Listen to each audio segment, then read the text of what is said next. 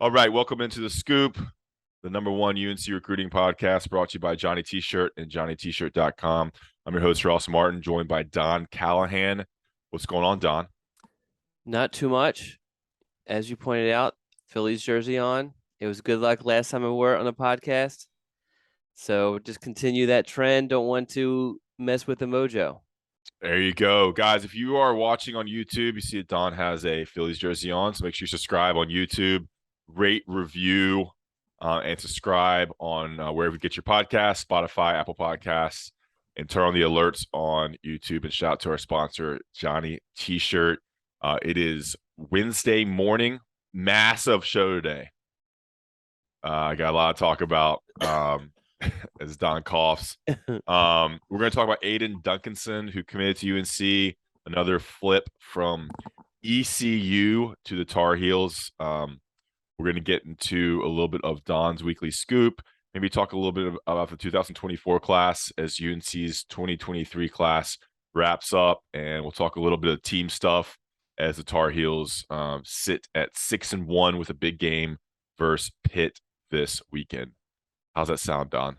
That sounds wonderful. What's going on with Ross? I didn't get a chance to ask. We haven't talked. I don't know the last time we spoken. Mm-hmm. I went to Puerto Rico. Oh, that's right. I didn't know if you were actually going to go. So what was the layout with that? Or do you want to get to that after? Talk if you want to ask me about. I mean, nothing crazy about it, but got back Saturday. So you went by yourself. Oh yeah. Okay. It was good. It's relaxing, chill. You know. So what do you? I mean, do you like? I don't know. I guess I'm just so used to playing things with a bunch of other people and all that. So what? You just get a ticket, go to Puerto Rico, get a hotel, and just kind of just hang out. Yeah, I mean, I did Airbnbs, and look, I've been a single man for the majority of my life, done a lot of travel by myself. You have no constraints to what you can do, so you can do anything you want. I mean, Yeah. it's the one benefit of being single. Travel, man. It's like whenever you want to wake up, you don't have to wait for anybody. You don't have to, you don't follow anyone's rules. And so I got up early, went to the beach at like 5:30 a.m. one morning. Slept in one morning. So it's just whatever you want to do, eat wherever you want to do. Don't have to wait for anybody. So ate a lot of different kinds of food. Went to the beach, read a whole book. Palm trees, sunshine, sand. Got in the water, and then went around Old San Juan, which is like the big city in Puerto Rico. I went to an island for the first 2 nights. Okay. So I was on like a pretty small island, rented a Jeep, bounced around. It was pretty, kind of it's not first world. It's not like Apex or Cary out there. It's developing. I don't know if developing is the right word, but it's not exactly a massively wealthy country, especially on these small islands. So Yeah, it's been hit by hurricanes last it's couple not of just that. years. There's just not much money to go around. Yeah. Yeah. Well, All right. so just roughly, this is purely curiosity on my part. How much did that trip kind of cost you for however many days? Well, the flight's really cheap, so that's the thing. There's a direct flight that was $89, All right, that's good. and I had flight credit from when I tore my pec. I had a trip planned in July. I had it canceled, so I had these flight credits for Spirit Airlines and Frontier Airlines. So the flight wasn't that bad. Yeah, I mean, it was like 150 a night for the Airbnbs. Okay, that's not too bad. The one expensive thing is I had to take a taxi or Uber, whatever. It was a taxi essentially from the San Juan airport to the ferry terminal, which was like an hour and a half away. Okay. That was expensive. That was like $100 taxi both ways. The ferry was $3. That's funny. Okay. You're on a little ferry. And then food was not bad at all. Food was, I'd say a little bit cheaper than American food. It wasn't super cheap, but I got some, pretty good food, and but it wasn't like breaking the bank at any point. Like even in San Juan, like beers are really cheap in San Juan, and mojitos, and it's just really cheap in the city. But like on the island, things are a little more expensive. So yeah, I mean, it wasn't the cheapest trip, but it was, everything. Yeah, it's feasible. No, that's cool. No, I love it. Yeah, and I go a little bit, I do think it's a little bit more gritty than the normal person. Like I'm not saying a hotel, I'm saying Airbnbs. Yeah. The Jeep rental was expensive, so I did some things like that. Yeah. No shopping. There's no there's no extra expenses.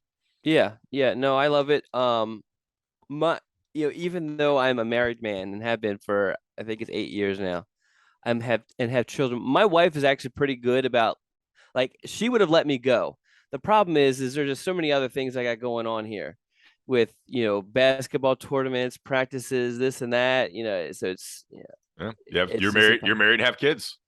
yeah, but I my made it. kids will be out of the house. Well, they'll be graduated from high school in less than 3 years. So Yeah, I made a choice not to be married and have kids at this point in my life. okay, um, yeah, backpack. I just brought one backpack. I wore the same Hawaiian shirt mostly the whole time. yeah. Couple pairs of shorts. Hey, that's the way to go. I mean, people, I don't pack too heavy when I travel. Yeah. And it's just so much easier. How fun would it be to go? Me and you go to Europe. So at some point, you and I do need to go on a dude's trip. I don't know I if you don't. can. I don't know if you could hang. I might not be able to. A lot of walking. Yeah, I could do the walking. Yeah, I have to get you on a training regiment. All right, let's get into it. Could you handle the eating though? Yeah. Well, I eat a lot of weird stuff too. Okay. All right. Yeah. I had a whole fish, a whole red snapper I bought. I got at one restaurant, like the whole fish. Oh my. Yeah. That's interesting. All right. So you pulled Football up recruiting. Okay. All You see right. that? You see it? Yeah. So you ate it? What did you? Is that what all you ate for the whole three Yeah, days? that. No, no. All right, football recruiting. As you can tell, not a lot of news. I guess the news we haven't talked about is the flip of Ayden Duncanson from ECU to North Carolina. Let's talk about him first. On safety, ranked as a safety, 6'2", 185 from Whitfield Academy in Georgia. Ranked the number 60 safety in the country. Let's go. 972 player in the country, number 81 safety in the composite, and 97th player in Georgia. Briefly, his recruitment, what went on there to get UNC to flip him? So essentially, he took an official visit to East Carolina back in June, and on August 1st, committed to the Pirates. 10 days later, North Carolina offered him, which completely just obviously turned his commitment on its head. But in similar situation played out with Ty Adams. We talked about him in the last podcast. Only Aiden was always going to take a more methodical, slower approach to it, not rush into anything. So he took a visit, very similar to Ty Adams, for that first game at North Carolina against Florida A&M, and then that his dad came with him for that. So the key was to get him back with his mom. She, for whatever reason, weekends don't work for her schedule. They talked about official visits. They were able to take a midweek visit, which was actually occurring when we were recording the prior podcast. I think we talked about it a little bit. I was texting with him a little bit during that visit. Anyway, takes that visit. Basically a done deal. I kind of thought maybe he would need that official visit, or maybe he needed a return again for he's talking about getting back for the NC State game, maybe the Pitt game, but all that was unnecessary. And he, went through it, talked to his parents, made sure he was sure about it, made sure East Carolina knew before the news was made public, and then announced it on not this Sunday, but the Sunday prior, I believe. Mm-hmm. And that was after we recorded that Yeah. Wednesday. So Yeah. UNC, the last two commitments have both been ECU flips. Ty Adams, like you said, and then Ayden Duncanson. So I look at his profile, 6'2", great size for a defensive back, 185. Is he a safety? Is that where the recruiting is? Yeah, that's the plan, the safety. Okay. What kind of player is he? What does he bring athletically? So right now he has tons of athletic ability. He's long, rangy, great ball skills, can do a lot of different things, but doesn't have, when you watch his film, he doesn't have a lot of like DB specific training. He's kind of just an athlete out there just making plays. So he has the tools. He's going to need the coaching. Probably a guy who could contribute to special teams pretty quickly, but would probably need a couple of seasons before he can contribute in the secondary. Okay. All right, good stuff there, Aiden Duncanson. So UNC now has 20 commitments, and Yes. let's get to our update portion of the podcast. Um, Jesus. Sorry. 20 commitments for the 2023 class. What do they lack now? Like, are they going after anyone of any serious level that they think they could get commits from? Yeah. So I think if signing day were today, and I think they would be happy with this class, and I don't think there's any major needs, but there are 4 outstanding offers still out there. There's Brandon Hillman, and Can you say positions? yeah, Brandon Hillman. He's athlete. Mostly UNC's recruiting him as a safety. He's from Virginia. We also have Davon Hobbs, defensive lineman, 4-star guy, or depends on where you look at, but 4-star, 5-star guy from North Carolina. That North Carolina basically is no longer a factor with. And there is, I'm gonna have to. I believe he goes by AZ, but let me get the Isaiah Johnson, another Virginia kid, athlete, probably maybe ends up at DB, could end up at receiver. And then the last guy is Jordan Louis, running back who's committed to West Virginia from Georgia. And he visited North Carolina a couple weeks ago. So these aren't like positions of, I mean, maybe DB. UNC would like to get another DB, but these aren't like huge needs. It's more of like, we like these guys. Let's try to add them to the class sort of situations. Yeah, and you go through a lot of those in this week's Weekly Scoop. Jordan Louis, the running back. We were just talking about it last night on the beat. I mean, the running back room at UNC is super crowded. Yeah. British Brooks coming back for next season, so it's just like they're not losing anyone, and they're just gaining someone with Brooks getting another year. So yeah, so it's definitely not a need, and we could talk about a little bit more when we get to the team talk stuff. But you have a situation where it sounds like, from reading your wonderful writing and listening to Mac Brown's press conference, that George Pettaway might not get a whole lot of playing time the rest of the year unless something changes, just because they've kind of have their 3 that they're going to roll with. Yeah, but it's been changing a lot. We didn't think Elijah Green was going to be an impact player, and he had 2 touchdowns against Duke, and seems to be now back in the rotation. Former Scoop podcast guest. Yeah, we interviewed him yesterday. Yeah, he's a great kid. Did he remember he was on the Scoop podcast? I mean, I didn't ask him that during the press conference, but I saw him in the elevator once and mentioned it to him. Gotcha. Yeah, he's a great kid. I'm sure it's one of his crowning achievements. Yeah, I'm sure he probably has that recorded somewhere, saved. Okay. All right. So that's the 2023 class. All right. How about this, Don? Okay. If you were to make a little bet, does how many signees do they sign on? Is everybody gonna sign December first of all? Yeah, I don't see. It's so. I mean, this is recruiting, so there's things that pop up that you're not expecting. As it stands today, I don't see anything where anyone doesn't sign with North Carolina of the 20. Okay. So do you think UNC signs over under 20.5? 20.5. I would say over. I would go over. Okay. So you think they add at least one more? Yeah, I think the way things are shaping out with some of these guys, I don't want to give away too much. Some of the stuff is in the Weekly Scoop. But I think that there's a good chance North Carolina has with 1 or 2 of these guys for sure. Maybe the Hillman kid or the Johnson kid. With it, or maybe the Louis kid, or maybe really Hobbs is probably the only one you can like legitimately eliminate, just because he hasn't visited since June, and besides throwing North Carolina on all of his top schools lists, hasn't really said a whole lot about North Carolina. Okay. All right. So that covers a good portion of your Weekly Scoop. You talked about quarterbacks, the 2024 class. Did you want to get into that now?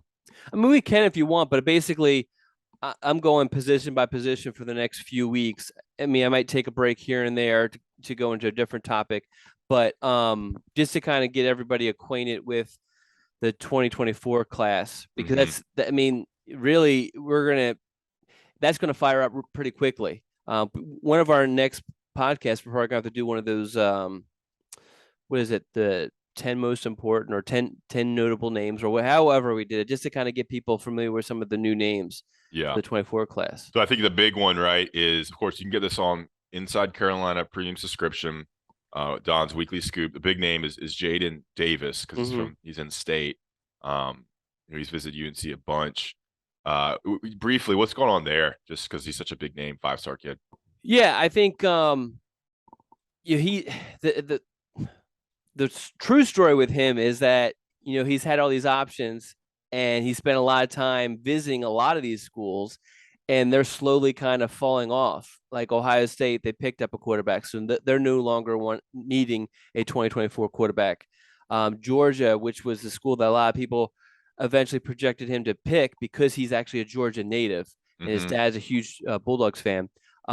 They picked up a quarterback commitment 2 weeks ago from a 24 kid. So they've been eliminated, and he's mentioned that. Michigan is a big player in this. Clemson's kind of lurking, and there's a couple other schools. North Carolina is also in there. But just talking to him and even talking to people around him, he just seems like he wants a national football power, Mm-hmm. and I get it. North Carolina 6-1 has a legit chance to play for the ACC championship if they do what they need to do these next few weeks. But it's just not moving the needle with him as much as as maybe a UNC fan might think. Yeah, and what's the deal with the Mabry Metier? Metter, I think. Better. Um, so I mean,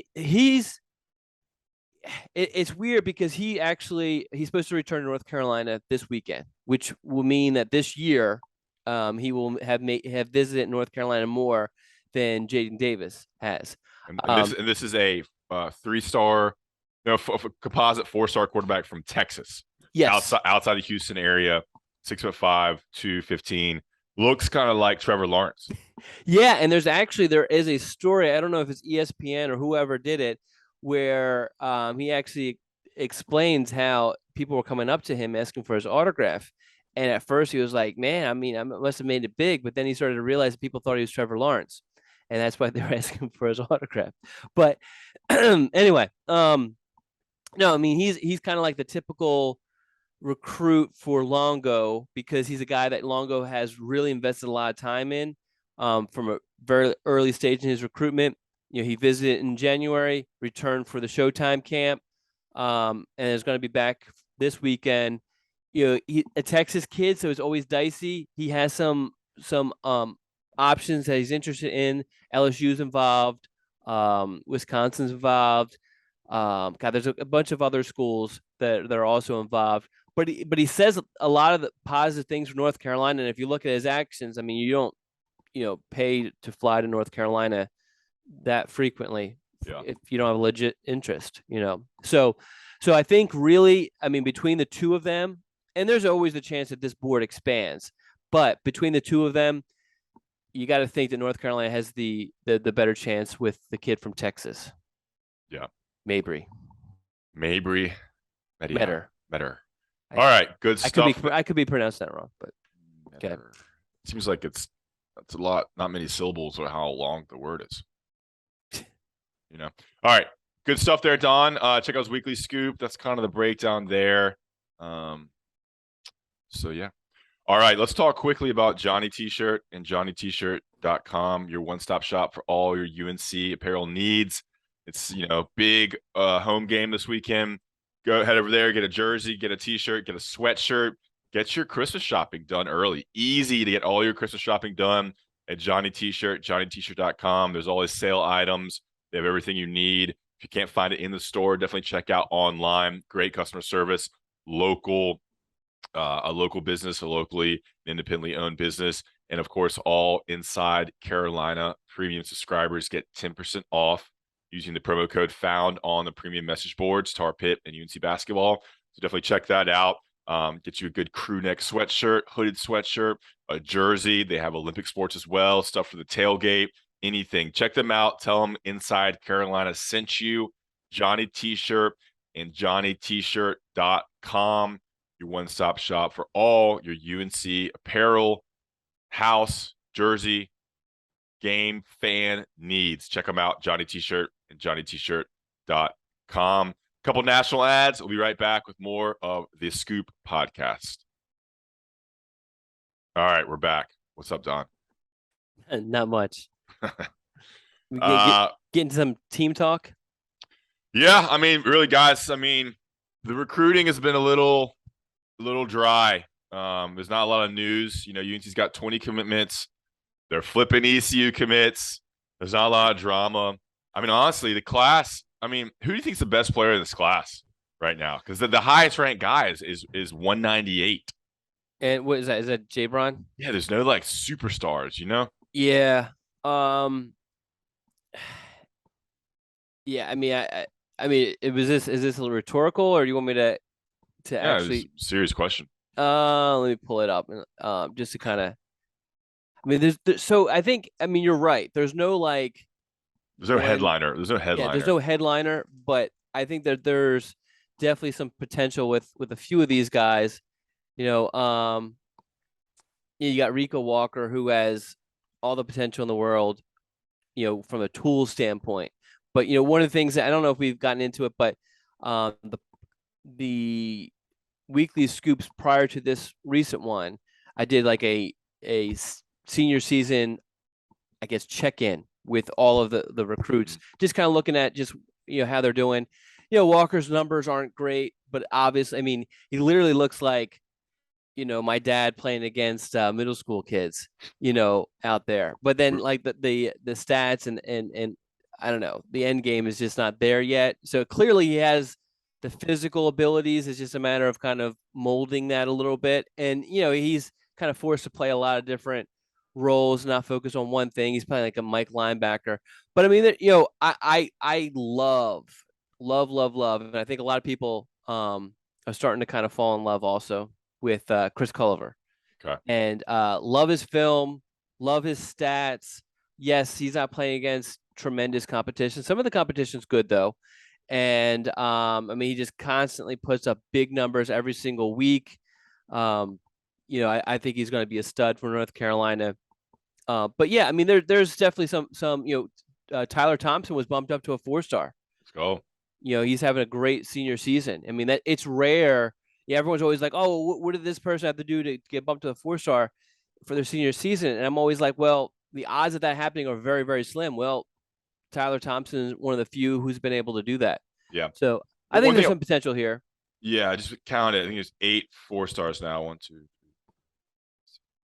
Yeah, 8 4-stars now. It's kind of like a weird class. Not a lot of high-end talent, but just a lot of guys around that 200 to 400 range. You know, and that's how you build rosters and build classes, is that kind of low 4-star, high 3-star players that you develop. So you kind of hope that they have scouted well and in turn develop well, and that's how you get talented players. Yeah, I mean, kudos to Lonnie Galloway. Just, you know, it seems like the wide receivers recruiting has been really solid since he's been here. Because even, you know, Josh Downs, Antoine Green was a Gunnar Brewer recruit, but Josh Downs, of course, and then just behind him, just J.J. Jones has been solid. Who's the guy I'm missing? The other slot guy that had a big Paysor. Yeah, Cody Paysor has been good when he's played.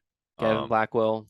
Yeah, he hasn't played a lot, but and of course the tight ends have been really good this season as well. Yeah, I think even without Josh and Antoine next year, I think they'll still be pretty solid. You know, because they'll have, you know, the other Green, Andre Green as well. So yeah, I think Galloway is probably their best recruiter right now. Yeah, and he's most consistent. And some of these battles that he's gotten into, I mean, Andre Green was not an easy recruitment as far as you know, battles are concerned. He had to go up against Clemson, and some other heavyweights were involved in different portions of that recruitment. So it's not as simple as just pulling some of these guys. It's kind of battling it out for some of these guys. Yeah, one guy we've not seen this year is Justin Olson. At all. Yeah. Yeah. And he play. He played a lot that 1 year, 2 years ago, I think. Yeah, I was hoping he was one that, was kind of a late flyer, Mhm. and a lot of positive things from Charlotte area coaches about him coming out of high school. And so it's, I kind of thought maybe it would be a little bit more. Yeah, he's not injured, right? I know he was injured previously. He's not injured. Yeah, he was injured when he got here. He's not injured right now. They also, they had a lot of transfers too, with Joffrey Brown transferring Mm-hmm. and the Emery, kid Emery, Emery Simmons Emery transferring, Simmons. and I think there's another receiver that transferred too. So they've lost a lot too. All right, any team talk you want to get into before we get out of Yeah, here? I would love to get some insight from you on the Pitt game, because I think it's kind of an interesting matchup. Um, the one so I felt like when North Carolina played Notre Dame, that the key was Notre Dame was able to get a lead and then just kill the clock by constantly running the ball. Because Mhm. the Pine kid isn't. I mean, he's an okay quarterback, but but they basically wanted to keep the ball out of Drake May's hands. Pitt, I think, has the potential to kind of do something similar if they can get an early lead, and they have definitely the running attack to kind of do that. I just don't think that matchup works well for North Carolina. The running Pitt's running attack against North Carolina's run defense. What's kind of your expectations for the game on Saturday? Yeah, I mean they have a really good running back, and UNC always has this year has struggled against running teams. So the focus said it last night on the beat. Israel Abenkande is a stud. I mean, he is probably the best running back in the country right now in terms of statistics. And so stopping him will be the main focus. If they can't, they'll have a long, long day. Might be a Mm-hmm. shootout. But I mean, you just look at Pitt has struggled recently. They lost Georgia Tech Yeah. when Georgia Tech had the first game with a new coach. They put 10 points up against Louisville last weekend. They were winning, I think, into the fourth quarter, but they lost to Louisville 24-10. So I don't think it's that great of a Pitt team. They always have a good defense. Um, and so I mean, I just think UNC's offense is so good. Yeah. So Um, some of these results are weird for yeah, Pitt.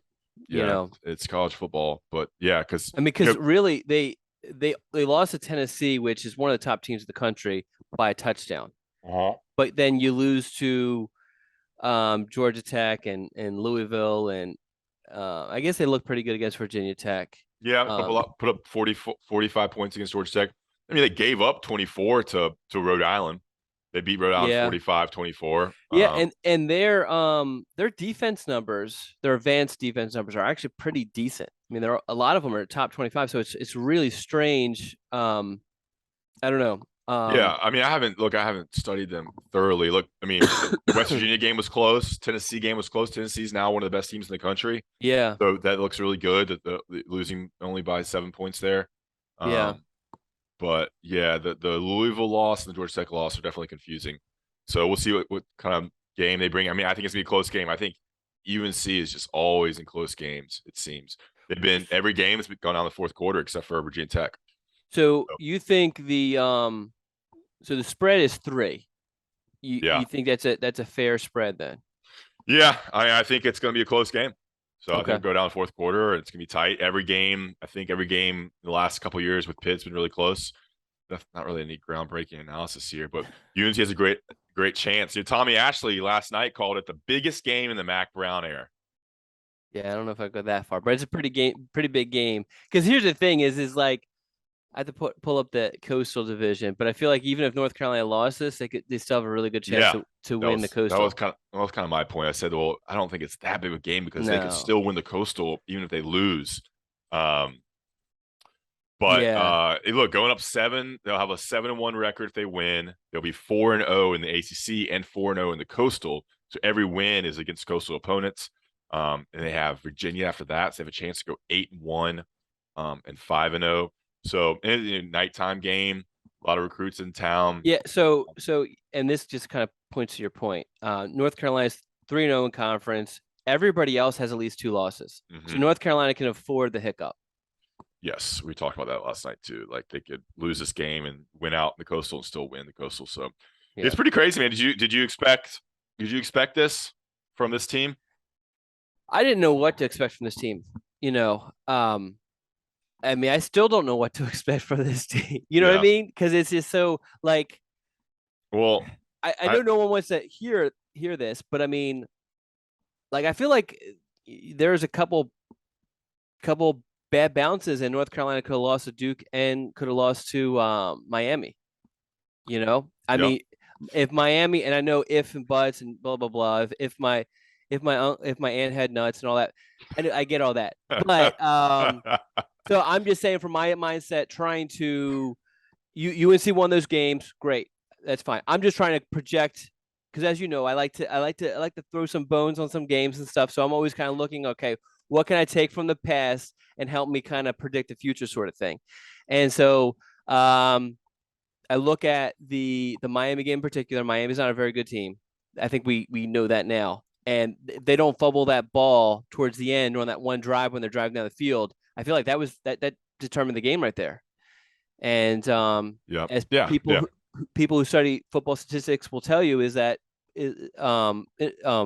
turnovers are basically luck driven. So anyway, the Duke game was, I mean, Duke could have won that. You know, Yeah. So it seems like things are although I going. think Duke's a good team. I Yeah. do. Duke went down and killed Miami. Yeah. Miami had 8 turnovers. Yeah, I think Duke's a good team. So I think even if you lost to Duke, that's not a bad loss. But Yeah. North Carolina won. I'm not trying to take anything away from it. I'm just trying to say, hey, um, Things are going UNC's way late in games, and in previous seasons under Mac Brown, they've lost a lot of close ones. mhm, So the luck's changing. You know, the old saying like lose big, lose small, which they have, and then win small, win big. Maybe this is kind of the winning small stage mhm. as they get to next season. You said like you don't know what to expect. I agree, but I think we know that this team has a really good offense centered Yes, around a really good quarterback yes, with an average run game, good wide receivers. They're going to be able to move the ball. They're going to be able to score. I think based on 7 games, the defense is below average, and that's kind of what they are. mhm, Um, the Duke game didn't do anything to change my opinion. If anything, it reinforced the inconsistencies of the defense. yeah, We'll see that against Pitt too. I think Pitt will be able to run the ball against UNC. The UNC lost Raven Hasek. It's a big loss down the middle. We'll see more of your boy Travis Shaw.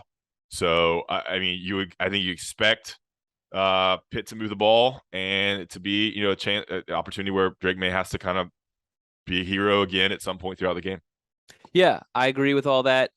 One addition to what you just said, and I actually was having a conversation with someone. They were like, "Well, if something happens to Drake May, the season's done." I don't think that's true. I think that if what we were being told with Jacoby Criswell, how much he competed, how close that battle was, then he's not going to be a drop down in talent if something were to happen to Drake May. Obviously, you don't want that. You want Yeah. Drake May to play, but I think that North Carolina is in a very very unique position that a lot of other teams aren't in. That you know they're deep at quarterback. But Yeah, I mean, I don't know. It's weird for you to just bring that up, like about Drake May getting no, injured. I maybe because I was just having a conversation. Someone brought it up. It was like, well, Yeah. this is all. I don't know, man. Drake May seems kind of special. I'm not sure how good Criswell is. I mean, Drake May is one of the best quarterbacks in the country. Yeah, I'm not I don't think debating they that. have 2 of those on the roster. Do you? I mean, that's kind of rare. I don't know if we know what we have with Criswell. Yeah, I don't think we will because I think Yeah. he'll probably transfer after this year, right? Well, that's the thing. I was, one of the parts of the weekly scoop that I did was kind of breaking down Mm-hmm. just the actual depth chart. And yeah, you're looking at it, and you know, next season, Criswell, May, and Jefferson Boaz, former guest on the Scoop podcast, all have 3 years of eligibility heading into that season remaining. Mm-hmm. Mm-hmm. And so, I mean, when you see that number as such a position like quarterback, you think, oh, wow, one of these guys. I mean, Jefferson's probably going to stay forever. But yeah, I mean, you know, What was this quote, what's that? Boaz? I can't remember. Said if you're a Tar Heel, you're a Tar Heel. Yeah, something like that. Okay. I have one other thing I wanted to bring up. All right, we'll get out of here. Mac Brown. I was watching the press conference. Talked a lot about how he was sitting on the couch watching the games. Miss Sally was feeding him and all this sort of stuff, and he was saying how he had one game he was watching and then one game he would go to for the commercial. I think we need to get Mac Brown in the man tower. Yeah, good luck. You don't think it's possible? Well, yeah, I mean, I think he embraces the manpower ethos of laziness, food, limited walking, But isn't well, all right. belly hanging out, But dirty socks. isn't that what the man tower is all about? So I'm saying he embraces the ethos of it. So then what's the hang up here? We just got to get him here. Yeah. Why don't we go to his place? Well, so I feel like the Scoop podcast is slowly developing its own bucket list, right? So one item for me that I would like to put on that bucket list is to get Mac Brown in the man tower on a bye week to watch football games. The other bucket list item we've talked about before is to record a Scoop podcast live. Well, maybe it doesn't have to be live, but poolside at Mac Brown's house. Yeah, that'd be great. Yeah. So there are people who listen to this podcast who can help us out with this. So hopefully they're listening and that they're taking note. And yeah, poolside live would be great. Yeah. All right. Anything else, Don? There's a lot of visitors coming this weekend for the Pitt game. A lot of recruits. So we'll know a lot more later on, but there are a couple of major targets that we talked about earlier. I'm not going to say because it's in the weekly scoop. Hopefully you should have already read the weekly scoop, but if you haven't, hopefully you're a premium subscriber. If you're not, become a premium subscriber and go read the weekly scoop because it breaks all that stuff down and gives you a little background on what's going on with each one of those guys. All right, great. I got one thing to add. If you have something we're in the kind of dry months of news, if you have anything you want us to discuss, recruiting related or kind of team recruiting related, reply in the comments on the article on the premium message board, and we'll take those in consideration as we create topics. If there's something you want us to discuss, could be something that you would throw on the Ask Don thread or something that we can evolve into more of a topic. We're happy to do that as we kind of need a little more news and interesting recruiting related topics to discuss in the dog days here in the fall. All right.